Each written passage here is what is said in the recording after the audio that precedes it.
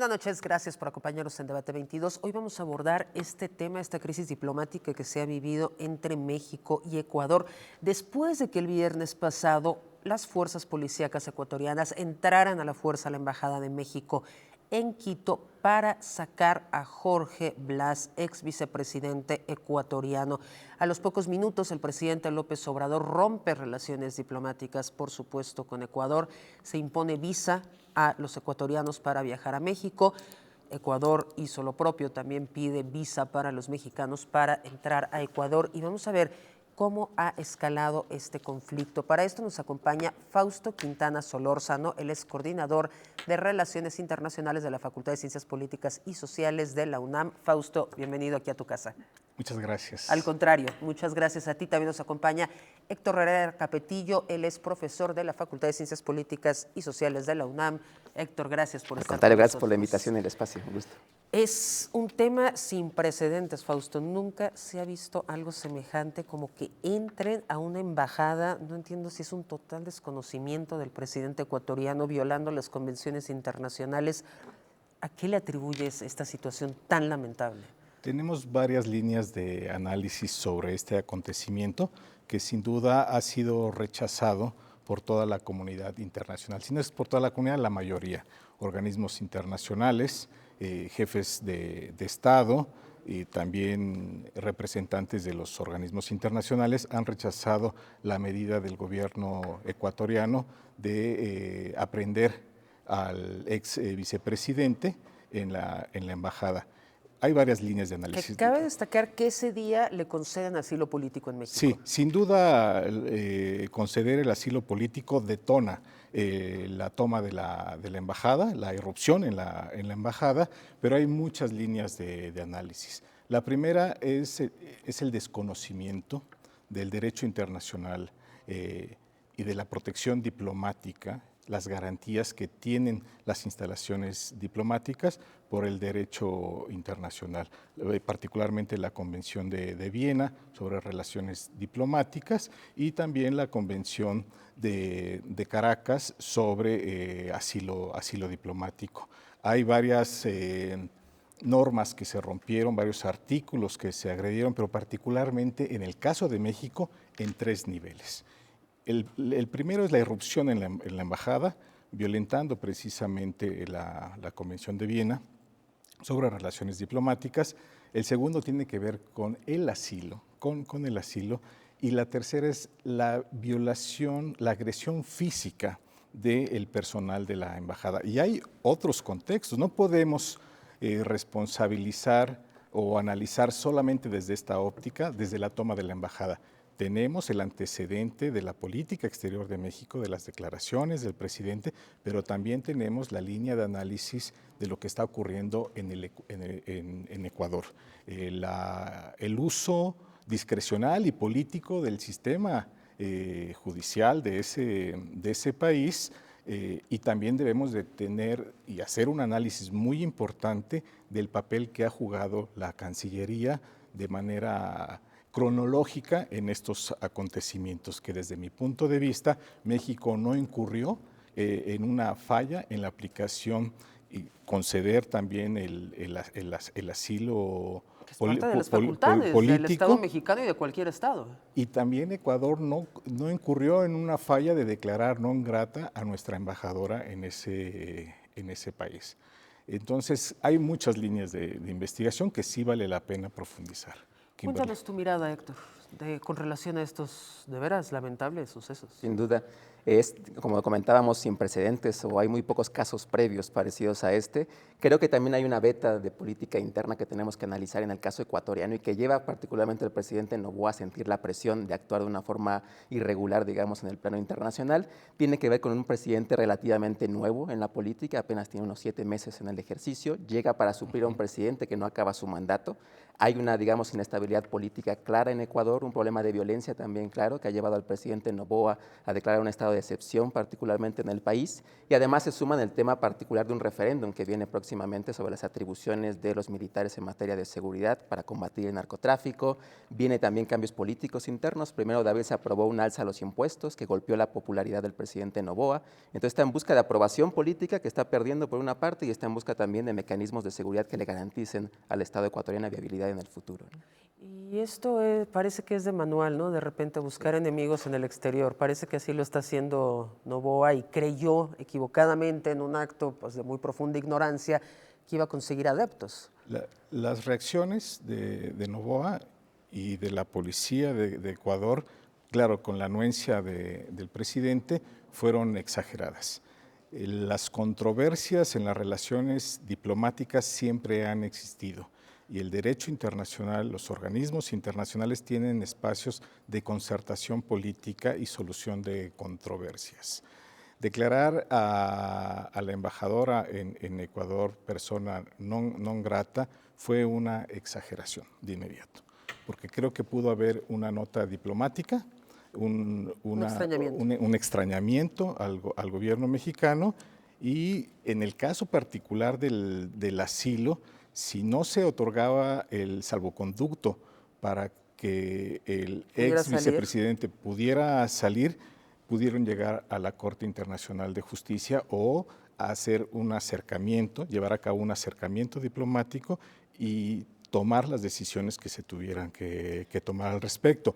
México no incumple el derecho internacional y lo va aplicando de manera paulatina porque ya se había solicitado precisamente desde la Cancillería y se había realizado el estudio que desde la perspectiva de nuestro país sí se consideraba a Jorge Glass como un perseguido político. Ahí podríamos decir que hay interpretaciones distintas de ambos gobiernos. Sí, pero no es violatorio del derecho. Esas controversias no necesariamente justifican la irrupción en la embajada. Yo sí quisiera retomar, si me permites rápidamente, claro. Y si Héctor lo quiere profundizar, sí tiene que ver con una estrategia, desconocimiento y estrategia política de Noboa, porque el plebiscito referéndum que se va a realizar el 21 de abril podría correr riesgo por la crisis política y de inseguridad que tiene el país. Tal vez esto le da fortaleza al interior del país y le va a ayudar a conseguir el objetivo de este referéndum, que es darle mayores prerrogativas al presidente, al Ejecutivo en el país sobre los temas de seguridad, de empleo y temas importantes para Ecuador. Yo creo que no debemos de perder esa línea.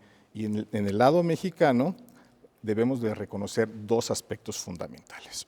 Uno es la conducción adecuada de la Secretaría de Relaciones Exteriores de la Embajada y otra cosa son las declaraciones del presidente. Entonces ahí tenemos dos líneas de análisis muy importantes. Sin duda ya han sido tres embajadores, embajadora y embajador, que han sido declarados personas non gratas, ahora con Raquel también, en América del Sur. Tenemos el caso de Bolivia, el caso de Perú y ahora el caso de Ecuador.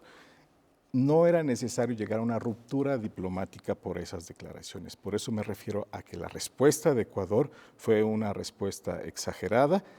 Histriónica del presidente, podríamos decir. Así es. Y la refiriéndonos al presidente de Ecuador, histriónico del presidente de Ecuador. Y la conducción de la Cancillería ha sido adecuada, ha sido justificada. Y una muestra muy clara de todo esto es el apoyo a nivel internacional que le han manifestado los presidentes, los jefes de Estado, presidentas también y representantes de organismos internacionales. Hasta el extrañamiento que hizo la ONU, ¿no? De lo que pasó. ¿Quisieras abordar en este tema, Héctor? Sí, sin duda, la reacción internacional ha sido casi unánime y de consenso frente a la actuación de Ecuador particularmente. Lo veíamos ayer en la reunión de la OEA, por ejemplo, convocada de forma extraordinaria por Ecuador, de hecho, que solicita la reunión.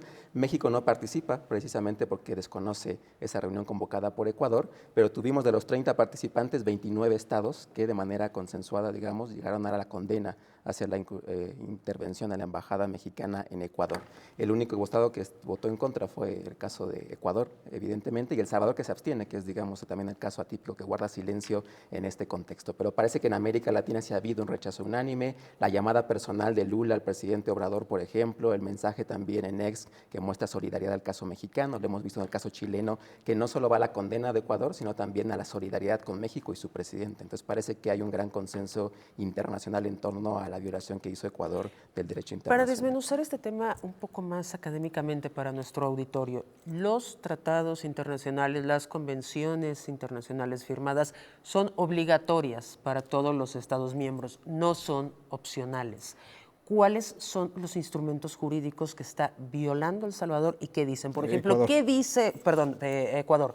¿Qué es lo que dice la Convención de Viena de 1961? Son dos instrumentos, y también en el armado que se está realizando ahorita desde la Secretaría de Relaciones Exteriores, que se va a presentar ante la Corte Internacional de Justicia, se hace referencia a los pactos de derechos humanos, ¿no? En particular el pacto del 66. Pero ya en el ámbito del asilo político y de las relaciones diplomáticas, la Convención de Viena sobre Relaciones Diplomáticas y la Convención sobre Asilo Político en el nivel interamericano. La primera se firma en el 61, entra en vigor en el 64 y la segunda es del 54, ¿no? Los países firmantes, los países parte, por supuesto, están obligados a cumplir las normas internacionales. Y en la Convención sobre Relaciones Diplomáticas, lo que se está violentando es el artículo 22, que establece el principio de inviolabilidad de las representaciones. De los inmuebles. No solo de los inmuebles, sino también del personal diplomático.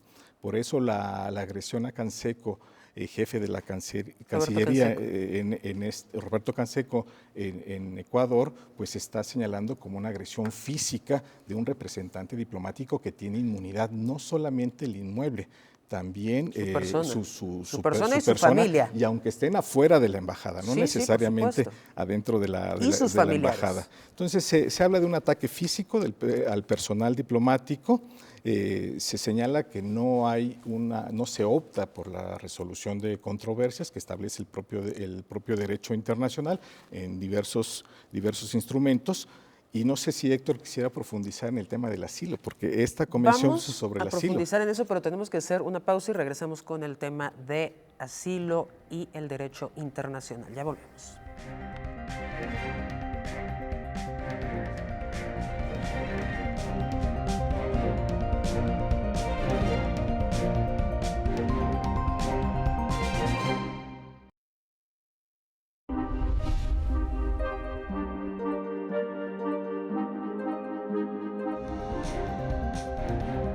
Frente a esas disyuntivas, no debemos olvidar que la verdadera libertad comienza con el respeto a quien piensa distinto a uno. Para conocer es necesario preguntar. Apoyar a las mujeres, apoyar a los grupos vulnerables a través del arte y la cultura es responsabilidad de todos. Cultura y activismo para eliminar la violencia de género. Bien preocupante socialmente, que es el tema del clasismo, del racismo, de la discriminación, y que la única vía es la educación. Debate 22. Temas como la gentrificación, expulsión, la discriminación cultural y los desalojos masivos, pues volvieron a la discusión pública. Aquí está como el reflejo de esta gran ciudad, de este gran pueblo. Son estas cosas las que nos llenan el alma. Son actos de justicia.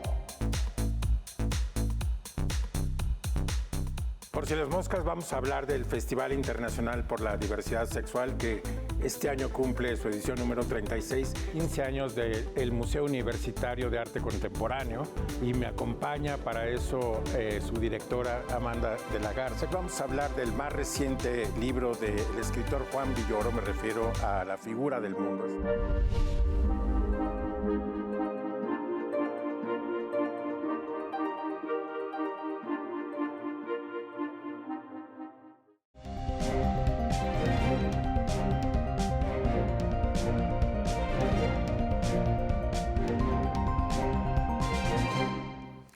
Estamos de regreso hablando de este tema tan grave, la ruptura de relaciones diplomáticas entre Ecuador y México. Antes de la pausa, Héctor Herrera, nos ibas a explicar acerca del tema del asilo en el marco del derecho internacional. Sin duda, la figura del asilo diplomático en particular es la protección a personas que generalmente son perseguidos por la política interna de los estados, por cambios generalmente políticos también. En América Latina es una figura jurídica muy arraigada, particularmente por nuestro pasado, las dictaduras militares en el Cono Sur, de forma que se volvió una práctica de tradición primero y luego se aterriza de manera jurídica con la Convención de Asilo Diplomático del 54, llamada Convención de Caracas generalmente del 54.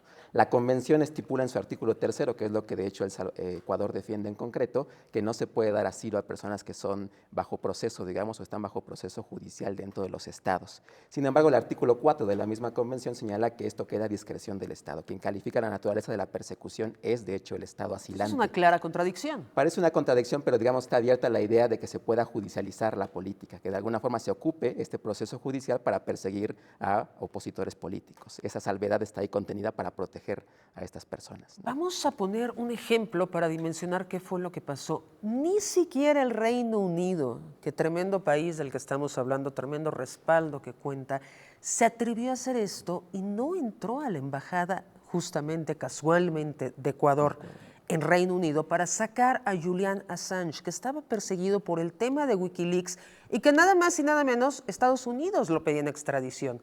Ellos no se atrevieron a hacerlo. Sin duda, esto va a generar un aislamiento diplomático de Ecuador, porque es muy contradictoria esa conducta cuando le conviene y cuando hay porque siempre hay una asociación ideológica, política o un interés, ya sea legítimo o con otros fines, en el otorgamiento del asilo político. De entrada se entiende que es sobre la protección de los derechos humanos de una persona que se siente perseguida. Está en peligro. Pero lo que vemos es que se ha utilizado el asilo político más allá, con fines más allá de la protección de los derechos humanos de una persona. Hay una contradicción en el caso de Ecuador. Y también hay una contradicción en el caso de México, porque la política exterior de México, Héctor lo acaba de mencionar, muy asociada a una tradición de otorgamiento del asilo diplomático, no se reproduce en todos los casos, sino se reproduce en aquellos países que tienen una afinidad ideológica, política con el actual gobierno. Entonces, siempre se deja esta puerta de especulación del uso político y contradictorio, como ahora muy específico en el caso de Ecuador, de esta herramienta de protección de los derechos humanos que es el asilo político. ¿Qué puede pasar con Ecuador? ¿Cuáles son los escenarios? Lo que vamos a ver es una reacción internacional de condena, lo cual aísla diplomáticamente a Ecuador, sobre todo en América Latina, donde hay una posición más unánime en torno a la violación de la embajada mexicana. Por otra parte, podemos esperar una sanción de la Corte Internacional de Justicia. México ya prepara el caso ante la Corte, tipo de llevará sanción? mañana. Hay sanciones diferentes. En este caso, algún precedente, por ejemplo, lo encontramos en el caso de Irán en el 79, cuando Estados Unidos lleva a la Corte Internacional de Justicia a Irán por la toma de rehenes del personal diplomático. En ese caso, la Corte Internacional dio una sentencia reconociendo que Irán había violado el derecho internacional y pidió la liberación de los rehenes. Es más un llamado a cumplir con la normativa internacional. Las sanciones o sentencias, propiamente de la Corte Internacional de Justicia las aplica el Consejo de Seguridad en caso de que el Estado no responda a la solicitud de la Corte Internacional de Justicia. Nuevamente depende mucho el tema del veto dentro del Consejo de Seguridad, pero generalmente el Consejo hace que se cumplan las normas que la Corte Internacional de Justicia puede llamar, ¿no? Otra vez en este ánimo de desmenuzar lo que está pasando, ¿qué significa romper relaciones diplomáticas en el sentido práctico? Normalmente, cuando hay una declaración de persona non grata a un representante, a un embajador, hay jefes en la embajada, hay encargados en la embajada que pueden seguir otorgando estos servicios en el exterior, ¿no? El tema del pasaporte, Servicios consulares. servicios consulares y fomentando que continúen las relaciones económicas, comerciales, culturales, educativas. La ruptura diplomática, en este caso como se realizó desde el gobierno de México, sí pone en riesgo la presencia de nuestros connacionales en el Ecuador. Sin duda alguna, ya la Secretaría de Relaciones Exteriores sacó un comunicado de la estrategia primero de traslado de aquellos que lo desean, como fue el caso de las 18 personas Salieron el domingo. adscritas en la embajada, pero también de aquellas personas que así lo deseen. Ya se estableció cuáles son las embajadas y que van a poder ayudar a auxiliar a los connacionales. Se mantienen las relaciones, pero dificultan precisamente todos los vínculos, convenios que se tienen. Por eso la mejor salida en lo inmediato es el acercamiento diplomático. No obstante, yo tengo mis dudas de que esto se vaya a lograr muy rápido, porque, repito, para el gobierno de Ecuador, si hay un dividendo político al interior, porque muestra precisamente la autoridad del presidente, justo le da valores al interior de capital político, al interior de su país, para tener un mejor resultado en el referéndum. No obstante, además de las sanciones, hay un aislamiento diplomático. En los foros internacionales que participa Ecuador, en aquellas instancias, organismos internacionales, sí va a haber un distanciamiento y los países no van a apoyar a Ecuador, va a haber extrañamientos y como en el caso de Nicaragua también puede haber ruptura de relaciones diplomáticas. Creo que no fue la decisión correcta, que en un resumen general Ecuador sale perdiendo y en el caso de México el gobierno mexicano sale ganando. Sale ganando la Cancillería por todo el apoyo que ha tenido en el exterior y al interior también. Los grupos políticos se han manifestado independientemente de la afinidad ideológica con Andrés Manuel López Obrador, han dicho es lo correcto. México hizo muy bien, también desde mi perspectiva creo que la Cancillería hizo muy bien. Trabajo quirúrgico. Hizo el trabajo muy bien, no obstante hay que retomar los antecedentes y las declaraciones de injerencistas, es cierto, de Andrés Manuel en las mañaneras. No siento que sea necesario de manera continua y permanente manifestarse sobre los asuntos o los procesos, transiciones políticas en otros países. Creo que habrá otras maneras de comunicarlo, habrá otras maneras de hacerlo, pero no ante la opinión pública, porque si no es determinante la declaración del presidente sobre el proceso político del año pasado y el asesinato de uno de los candidatos precisamente en el Ecuador, sí forma parte de las causas de lo que estamos viviendo. Héctor. Creo que hay además muchas sanciones o consecuencias negativas para Ecuador. En particular pongo 3 temas. Uno es migración. Hay muchos ecuatorianos cruzando México para ir a Estados Unidos. El tema de la deportación va a ser afectado por el rompimiento de relaciones diplomáticas. Un tema que ha crecido en los últimos años. 2023 registró 19,000 deportaciones de ecuatorianos, por ejemplo. ¿Cuántas? 19,000 deportaciones. En el caso, por ejemplo, del narcotráfico también. Ecuador vive una crisis asociada al crimen organizado y también hay presencia de cárteles mexicanos en Ecuador. Se requiere de la cooperación transnacional o bilateral en este caso para combatir el crimen organizado asociado a los cárteles mexicanos. Y tercero, particularmente el tema del comercio también. Hay una relación comercial entre ambos países, superavitaria para México. Hay negociación de un TLC entre Ecuador y México, porque Ecuador quiere ser parte de la Alianza del Pacífico, junto con Colombia, Perú y Chile. Entonces, para integrarse tiene que negociar un TLC con México. El TLC está congelado debido al rompimiento de relaciones diplomáticas. Eso está básicamente estancado. Va a ser conflictivo y se ve un poco difícil, ¿no?, que esta situación se empiece a limar en el corto plazo. La Secretaría de Relaciones Exteriores está preparando la figura jurídica de la Cancillería a cargo de Alejandro Celorio, está preparando ya instrumentos para presentar. ¿Qué sabemos de esta situación? Bueno, en las declaraciones que ha realizado la Secretaría a través del responsable jurídico, Celorio, tiene que ver con el armado del expediente, donde se van a señalar cuáles son precisamente los artículos, los instrumentos jurídicos que se violentaron, particularmente el de la protección diplomática, el derecho del asilo y los temas de derechos humanos, la vulneración de la soberanía de México en territorio, no quiere decir que sea el territorio mexicano, sino la representación diplomática se considera en ese territorio mexicano, ¿no? Con una jurisdicción de México en ese territorio. Pues identificar precisamente cuáles fueron los actos que se cometieron, las violaciones que se cometieron. Lo de Roberto Canseco está muy claro, tenemos el video, pero también hay información de que hubo agresiones dentro de la embajada que no aparece. Entonces va por ahí el asunto. Todo ¿no? reconocimiento, ¿no? Para Roberto Canseco. ¿Qué situación tan complicada la que le tocó? Sin duda, digamos, el personaje del diplomático mexicano siempre ha estado expuesto a este tipo de representaciones, sobre todo bajo la figura del asilo político. México ha dado asilo a personajes no deseados por dictaduras militares, por gobiernos autoritarios. Entonces siempre hemos enfrentado este tipo de sanciones o reacciones, ¿no? El caso de Cámpora, por ejemplo, en Argentina, donde estuvo varios años encerrado en la embajada mexicana porque no había un salvoconducto para salir, muestra que México ha lidiado con este tipo de situaciones previamente. Y que México ha utilizado en muchas ocasiones esta figura del asilo. Recordemos el tema de Evo Morales. México tiene una tradición y un reconocimiento, no solamente en el tema del asilo político. En la política exterior. En la política exterior, en el derecho internacional. México fue fundador del sistema de las Naciones Unidas.